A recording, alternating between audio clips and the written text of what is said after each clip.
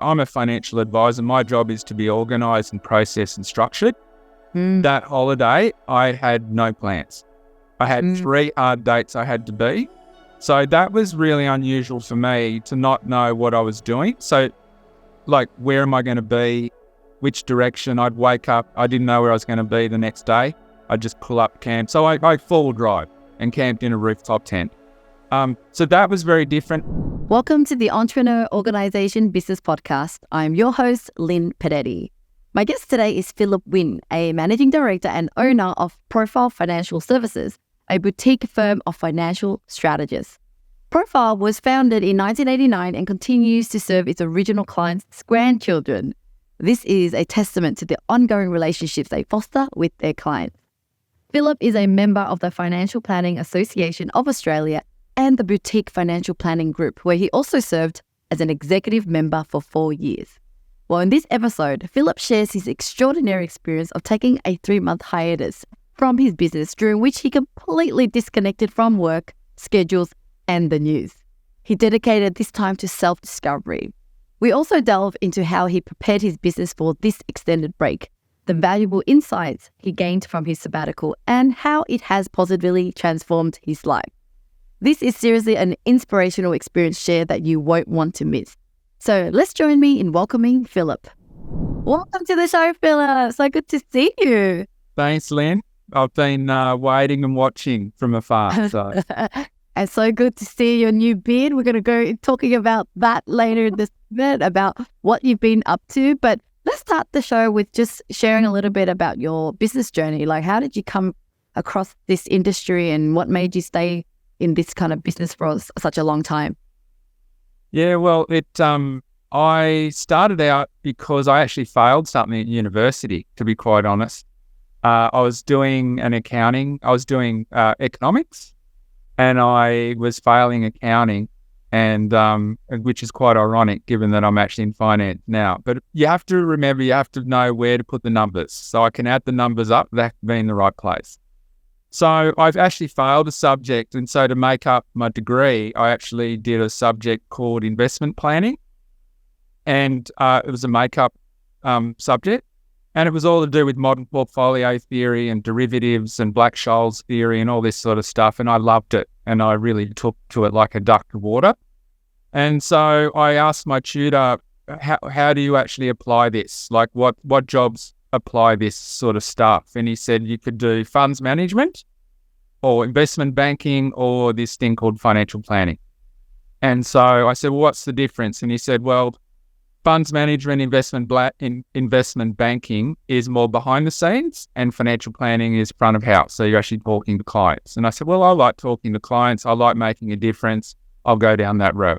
So that was the 4th of September, 1996. I got my first full-time job. Prior to that, I was just doing admin, like in financial planning, knocking on doors. Unemployment was hard to get a job. So I was literally knocking on doors and using the yellow pages. So, and I'm here. I love it. I love helping people, and that's why I'm here, Lynn. Yeah. Yeah, so tell me more about, as a financial planning business though, like you work for a job, you got a job, and how is it like starting one in that field? Yeah, well that again, I never set out to be a business owner. So I think I'm the first in my family who has gone to university. So that was different. No one's ever been in business, but I always had an interest. And so everyone else was telling me to go into business, but I didn't think I wanted to go into business. Anyway, I'm at Profile Financial Services now, and they actually bought the accounting business that I was working in.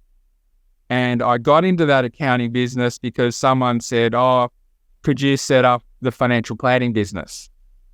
And so I gave it a crack. No backstory, no experience. And I actually got it was called a dealer's license back then, but that's actually working with ASIC. I had to go through all the paperwork and all that, got it. And then they sold it. And I joined Profile, and I was here about, call it 5 minutes. And the owner was actually decided to leave and go back to the UK, one of the shareholders. And so the existing shareholder had a choice to either sell the business or, see if I wanted to buy in. So we went into the boardroom and he said, do you want to buy into the business? And I went, oh, okay. So I got here by default, and it's been a journey, like just learning on the job. He was a really good, most people have hard business partners to start with, and it doesn't work. I started off on a high, like the best business partner. So I'm one of the lucky ones.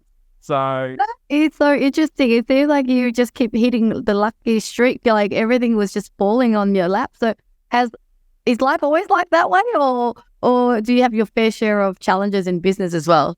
Oh, Lynn, I think you know the answer to that. I think sometimes you make your own luck. You have to be in the right place at the right time. But yeah, there are challenges. I have to work hard. I don't see myself as intellectually smart. I'm not a very good studier, but I retain information, and I think I'm pretty street smart. So I think that in business you have to have a bit of both. And in business I've got a team around me that are actually heaps smarter. I'm probably the dumbest person in the business, but I think that's what they say in the books you're meant to do. So yeah, whereas I'm pretty street smart and understanding how real things actually work in the real world as opposed to theory. Yeah, and I love that whatever opportunity presents at you, you really took on and you just kind of figure out as you go, right? And so, like, who taught you that kind of mentality? Like, were you always brought up that way? Did you always kind of take the leap and try new things? Who were you, as a child? Well, I mean, my dad's Burmese, so despite what I might look like, my dad's Burmese. So Dad always taught me I had to be 150% better than anyone else in order to get onto football teams or anything like that to be noticed. And he drilled that into me. So I think that's actually a positive. So that's where I get my drive from. I'm very competitive, very driven. But the drawback of that is sometimes you have too higher expectations of other people because not everyone runs at that same run rate. And I'm sure that your audience, business owners, can relate to that. I think that's one of the biggest challenges that I face is just trying to temper my expectations because I think everyone should be doing 150. So I have high expectations and a high bar. So I'm just curious. I think curiosity is a big thing, and just wanting to be a really, really good advisor and making a difference. It sounds corny. I don't like when people tell that to me when I'm interviewing them. But it is real. It's actually from the heart. It's passion. I just love making a difference in people's lives. Yeah. Well, tell me, as in the financial world. So I am recently just exploring financial planning, investment. Sell it to me. Like, why would someone need a financial planner versus thinking, well, I'll just buy a property, keep it there, and I don't know, what is the other alternative to managing your money? Yeah, it's a good question, Lynn. And I think about this a lot. And my answer is, I think that everyone should actually see a financial planner at least once in their life. I think the earlier the better. I think that many people come to me and say, I wish I met you 10 years ago. And my mantra is, wouldn't it be great if you said, I'm glad I met you 10 years ago? So time is your biggest enemy and your biggest friend.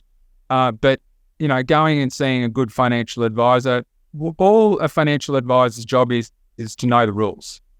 And many clients that actually come and see me, there's a plethora of information on the web, Lynn, these days that's easily accessible. There's lots of experts, but sometimes people don't have the confidence to pull the trigger.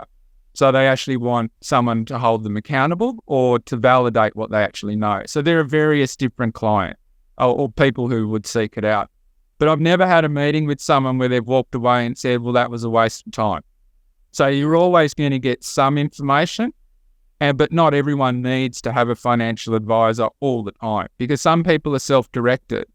But some people who want to concentrate on their business and outsource, so to speak, that particular part, that they're different types of personalities. But I think everyone should see someone and at least then get some context because then they can get markers in the road as to where they should re-see someone again or what's a decision or a life decision.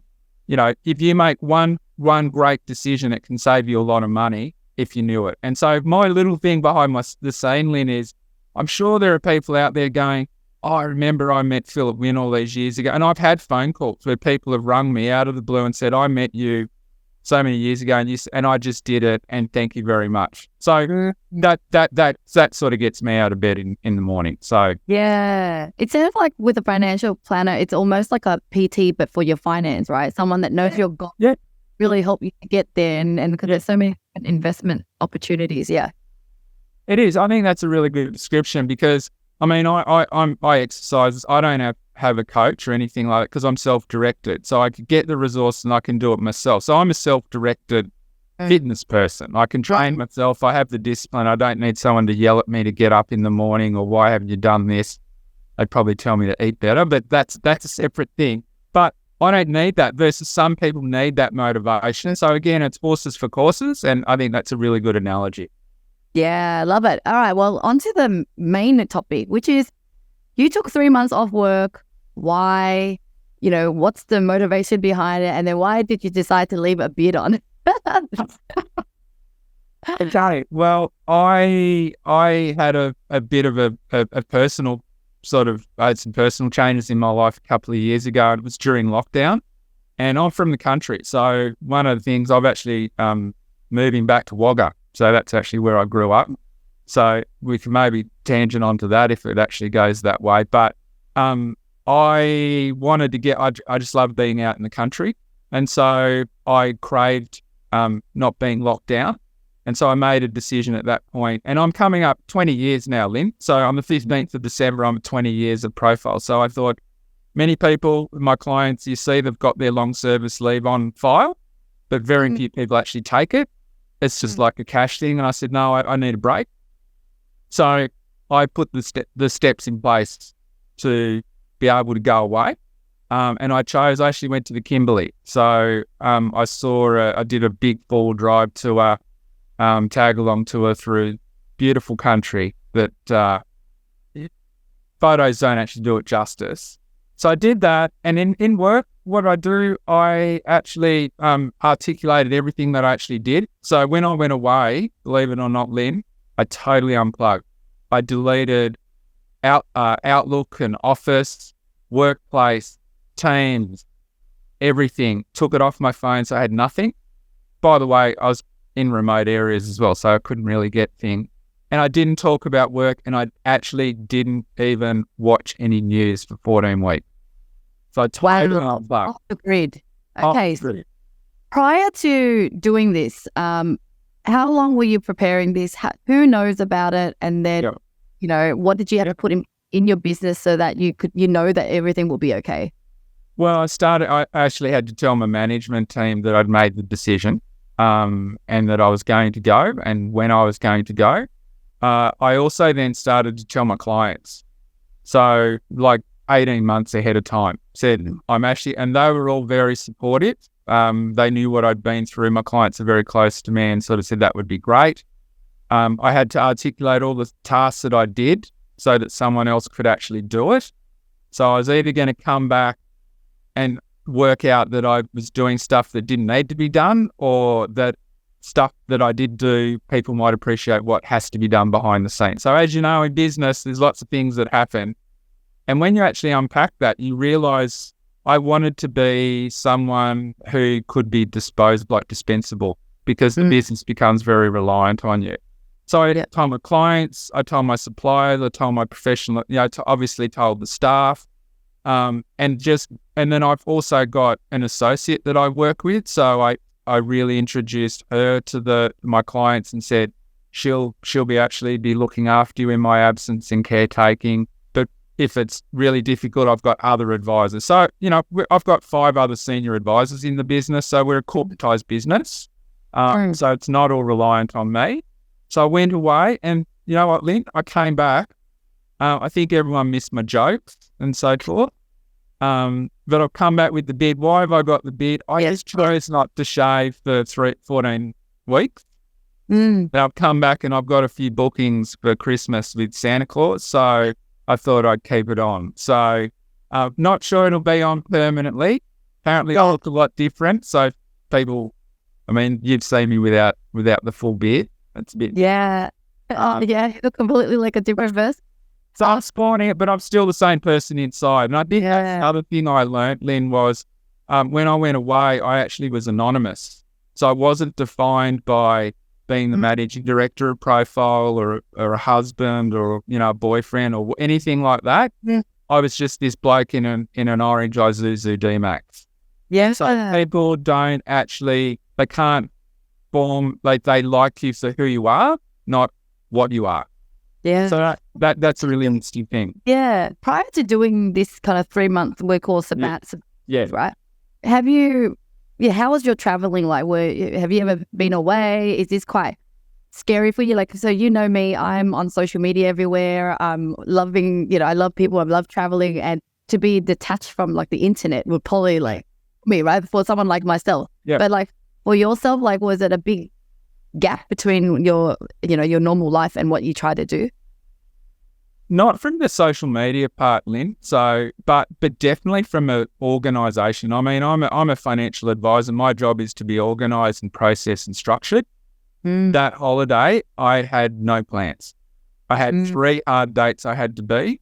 So that was really unusual for me to not know what I was doing. So, like, where am I going to be? Which direction? I'd wake up. I didn't know where I was going to be the next day. I'd just pull up camp. So I full drive and camped in a rooftop tent. So that was very different. I didn't really miss not connecting to more the media, the news. I actually worked when I told people on the road, I used the bush telegraphs. Yep. And they all said, you're not missing out on anything. And I've come back and I didn't miss anything. So I think I learned that news is actually quite noisy and that you can actually have a simple life and that we actually choose to make it more complicated. So everything's about choice. So that's one of the things I sort of learned. Yeah. That's amazing. And what was your intention when you set out? Like, what was the feeling or the thing that you're trying to escape from or the pleasure that you're trying to gain? I haven't really spent much time by myself, Lynn. So I obviously was forced to through the lockdown and so forth. But it's actually quite an interesting exercise for someone who I'm an extrovert. I get a lot of energy from other people. And I think that in order to move on and so forth, you actually have to be comfortable in yourself, rather than actually being codependent on somebody else. And so a lot of my friends didn't think that I'd be able to cope. They thought that I'd go bananas, but I did. And I think I surprised them. I surprised myself a little bit as well. Just being quiet in your own thoughts. And I also thought about, business. I did think about business. I read a couple of books. I tried to learn Italian. That wasn't very successful. But I just love meeting new people, Lynn. And I actually learned that I am actually a nice person. So when people actually, when you've been friends with people for many, many years, you expect them to tell you you're a nice person. Otherwise, they wouldn't be your friends. Yep. But when you meet people raw and they don't know who you are or anything like that, and they actually tell you, it's actually really good from a self-confidence perspective as well, which has been hard in the last couple of years. So that was a nice takeaway as well. Yeah, I totally can imagine, because even when I went for like a few days to Italy in a very isolated island, I walked away feeling like I didn't need a lot. I feel like life is just complicated. We want to buy all these things and really we just need, be out in nature and relationship. But then quickly you come back to Sydney and you're like, whoa, it's fast again. So like, how quickly, so you're back now, how long have you been back? And like, how quickly did you feel like you rushed back into the reality? I purposely came back via Wagga. All right. So I thought if I go back into the hot pot of Sydney, so I spent a couple of days in Wagga, but it has been hard. So you do notice the pace, the traffic. The other thing was having timetables. Like I've had 14 weeks of having to be nowhere, accountable to nobody. And then all of a sudden I got diary appointments and I have to be there and do that and wear shoes and all those sorts of things. It's been a hard adjustment. I know that's reality in life, but I also look back on it and am anchored somewhat to see what is possible. Because I think sometimes when we're in business, we don't know what the other side looks like. So you asked me if I've ever done anything like this before. The longest I'd had off was 5 weeks. So this was a long time. And I loved it, and I highly encourage people to actually use their long service leave because, you've earned it, but you actually have to prepare to do it. It's a big thing to do. And I totally unplugging. And I kept a diary, Lynn, for 100 days. I kept a diary. I've never done that before. So that was my way of communicating with myself. Like, I kept a diary. I had one of those. I had an Instagram handle and did all of that so people could follow along. But it was more for me. So I'm going to put that into a book and have it as a memory. Yeah. So how are you going to run your business differently now that you've taken that 3 months off? You've learned so much about yourself and realized things. Like, what is a lesson that you're going to be implementing? Well, one of the things was I've worked out, as I said, I've been a profile for 20 years. I have been very operational, like managing the business. That's taken a toll on me. I don't think I'm a very good, I feel like it's someone else's turn. So it takes a lot of energy. You know that. It takes a lot of energy. And I just want to get back to basics of being an advisor and helping people. So I've made that. So what my takeaway when I've come back is not to come back and do the same things as what I was doing before I left. So consciously decoupling from operational issues and letting other people within the business step up so that I can actually do what I want to do, which is actually, relationships, helping people, make a difference in people's lives and so forth. So I've been consciously doing that. That's one big thing. And also, I've, with all this VC and so forth, like I've moved to Wagga, I alluded to. So I have an operational rhythm. The last week of the month, I come to Sydney. I see my Sydney clients. They're happy. They're supportive.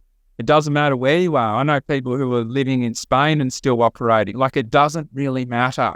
And that's one thing I actually learned. My clients have actually come back to me and said, as long as you're happy and you're doing great advice, we don't care where you actually are. As long as we can contact you and we can see you when we need to see you, we're happy. Because it's about relationships. My client's been with me for over 20 years. Yeah. It seems like you've got a different perspective of life and it's more integrated and more balanced now. So what are you foreseeing your life to be like? How are you going to live the rest of your life now? Well, I saw people, there's lots of grey nomads on the road. And I saw what I would like to be and what I would not like to be. So what I like to be is to remain physically fit, so I can actually do the walks and the hikes and so forth forever and a day, but also balancing that up with you don't know what's around the corner. So not leaving things and just planning and saying I'll do that when I get to this stage or that stage. It's actually rebooking and just doing stuff because, you have to experience life. You can't just sit and earn money and have a big pile of money and then you can't actually use it down the track. And, being an advisor, I get to see what my clients have done. So the beauty about being an advisor, it's selfish. I get to see what other people do. I replicate the great thing and I see what people have done poorly and I go, I don't want to repeat that mistake. And so I'm actually able to share that with clients as well. So a little thing I got, Lynn, like one of my clients, their father passed away some years ago, but they used to always go to dinner together. He was the glue with all the siblings. So when he passed, they actually kept some money in a bank account, just as a term deposit, doesn't have to be. And that they get together still, and that money, the interest from that pays for lunch and it keeps them together. So they still say, father still pays for lunch, because they don't see they're paying for it. And it brings them together. And there's little novel things that you learn from people that are beyond financial that are enduring. And that's what I love. That's what I love. I love sharing with my clients and also selfishly for me. So yeah, melted my heart. Do you have any other story that you could think on top of your mind or something interesting, so cool like that? Well, I don't think it feels the same for me because I've been telling people for a while. One of my clients, they wanted to get together with their family and they've got a good asset base. They've retired well, worked well. And younger families are often struggling. So they actually just said, we're going to take the whole family to Fiji So they get them over there, but they have to look after themselves when they're there. Yep. So that the flights and accommodation, they have their own villas, so they don't all together. And it brings all the family together, because families, when they're younger, don't necessarily have money. So they bring them together. The grandparents get to see the grandchildren and the children, and they all interact. And they constantly say, when I see them, that is one of the best pieces of advice you've ever given us, Phil. And that was 12 years ago.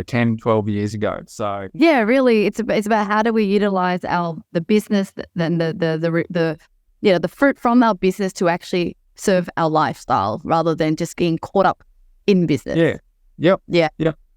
So as we want to wrap this up, I always like to ask that final question and this leads really well, is that, ultimately, like, what do you want to be remembered for? Or what's your legacy that you want to leave behind?